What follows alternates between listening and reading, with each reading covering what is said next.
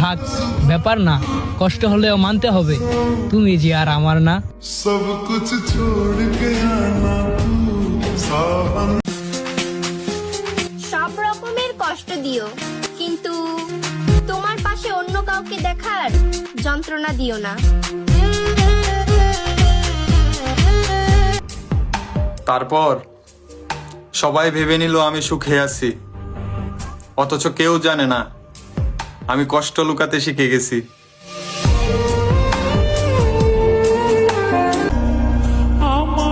যে নারী পুরুষের চোখে পানি দেখেও বলে এটা মিথ্যা ভালোবাসা, সে হতভাগা নারী কি করে বুঝবে পুরুষের চোখে সহজে পানি আসে না।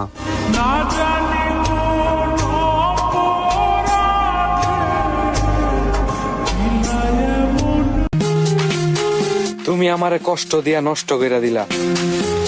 আমার ভালোবাসা কি ছিল ভুল? আমি জানতাম না তুমি ছিলা অন্যের গাছের ফুল।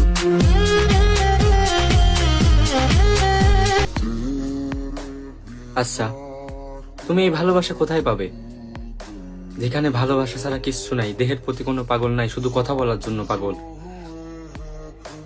তুমি আমারে হারায় সত্যিই আফসোস করবা।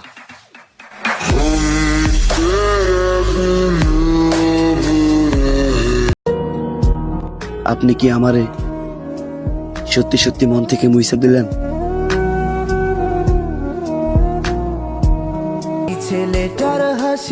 মনে রেখো, আমার পরিবর্তে তুমি অনেকজনকেই পাবে, কিন্তু তাদের মধ্যে কখনোই আমাকে পাবে না।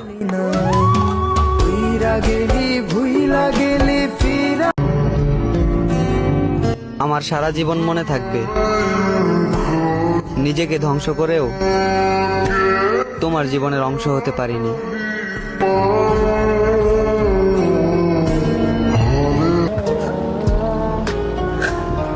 আল্লাহ,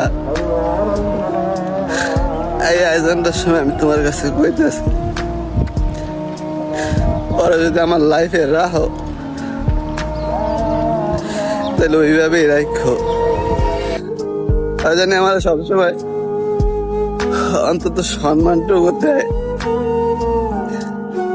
আমার ভালোবাসা দরকার নাই, জাস্ট আমার এখানে একটু সম্মান দিলে আর কিছু চাই না।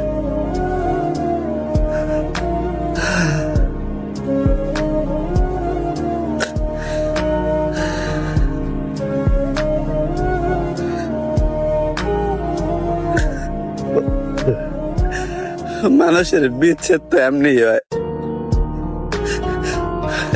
একটা মানুষ অবহেলা পাইতে পাইতে তারপরে নষ্ট হয়।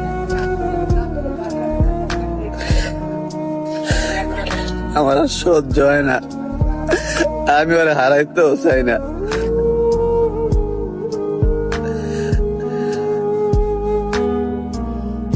ওই যেন আমার বোঝে খালি এতটুকু চাই, আর কিছু না।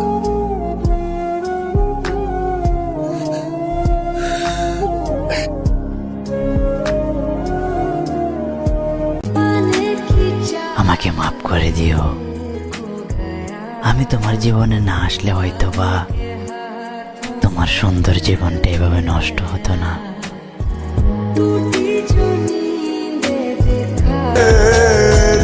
একটা মন থেকে সত্যি কথা বলি, আল্লাহ যদি 70 বছর বাঁচিয়ে রাখেন, সেই 70 বছর পরেও আমি বলবো তোমাকে বলতে পারিনি। ভুলিনি তোমার, আজও ভুলিনি আমি, মনের মাঝে আজও আছো তুমি।